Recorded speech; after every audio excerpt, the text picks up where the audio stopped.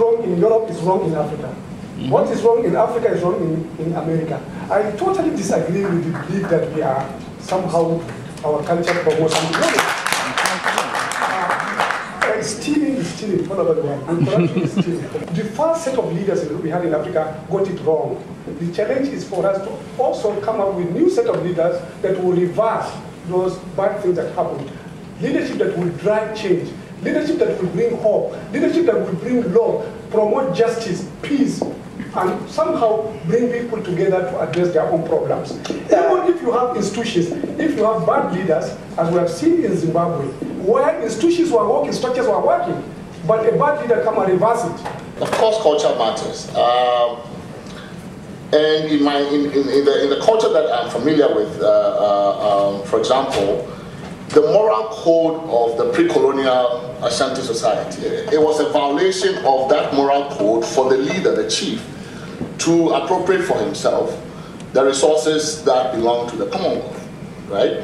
And 3 Ashanti kings were removed from office for violating that moral code.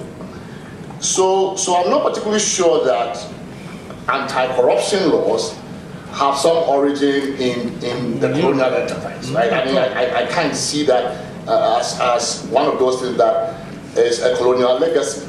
I think this culture issue is important because sometimes, you know, poor people, for example, generally have very, for example, poor eating habits, right? And you know, when I go to the south, which is where my wife is from, and sometimes she prepares, or the family prepares some meal, and I say, well, this food. Say, well, this is our culture. I said, well, you know, not necessarily, right? This food has origins on the slave plantation. You actually grew up eating this, not because it was actually your culture. It arises out of a certain economic situation. It was poverty that drove you to it, or it was fed you, actually. Over time, you got used to it as a matter of habit, but it is not cultural, right? So I think that a lot of, you know, when you see poverty causes you to submit to all kinds of, you know, legal, social, all kinds of regimes that are not necessarily should not be confused with what is culture. Nuhu is making an extraordinary point that those who have tried to fight corruption in Africa, first of all, they have been isolated by the system, chased away, they have left their families.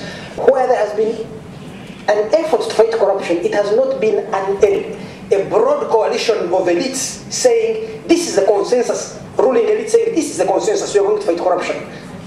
Everyone who has tried to fight corruption has found themselves isolated. It means, you see, when you confront a problem like that, it means the problem is much more systemic.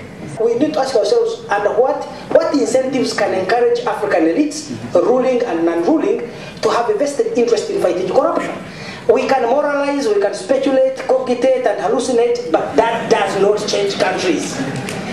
The incentives are not there for anyone who has power, privilege, and prestige in Africa to do anything about corruption. What of elites who are not in power? Who are professionals outside of power, in civil society, if you're elite in business? outside, but if you're elite outside, you've probably left the country. And let's be frank, everyone sitting here are elites. Yeah. You've left the country. Some of you will go back. Many of you will not. That's the incentive structure. I would not look to the elites to turn on themselves. It's a vast majority of regular Africans who are actually dealing with the brute force of corruption, and it's them that are being held back. There's a small segment of people who are benefiting from it. The elites aren't being held back by it. They go to the best schools, they eat the best meals, they travel to any country they want to that their visa will allow. They live better than me, and I'm a partner at Scatnards. Yeah. The real issue is whether or not the people in Africa decide that just like they took over and pushed out the colonialists, whether or not they're going to push out their own. We have to design systems around human nature. It's not just that some people are greedier than others, that Africans are greedier than, but when you place people in situations where there is just opportunity of an opportunity for corruption, even the most moral persons, I'm telling you, will end up being corrupt. That's why I don't think this is a moral issue, and that's why I don't think it's a crusade. That's why it's also not about leaders.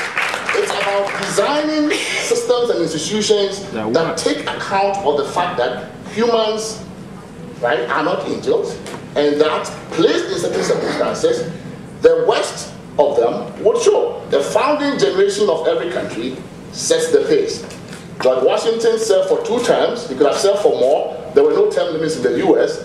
That tradition lasted into the mid-20th century. The African state, as currently constituted, is flawed at the foundation.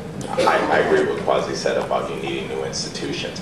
I think just like the first African revolution really came from the people, I think that whatever changes the institutions in Africa to be less corrupt and be prepared to move with the economic power they're capable of is when the populace decides to engage in that process and realizes that the leadership isn't providing for them. The answer lies in institutionalizing the rule of law. And so if I had my druthers, I would bring thousands and thousands and thousands of Africans to Columbia Law School for 3 years and send them back home, not let them stay one day after graduation, and to become evangelists for the rule of law in their respective countries. In the case of Africa, I think leadership matters so much. It's the most important thing. We need leaders who will build these structures and institutions. We need leaders who will give direction for others to follow. Institutions cannot on its own come up.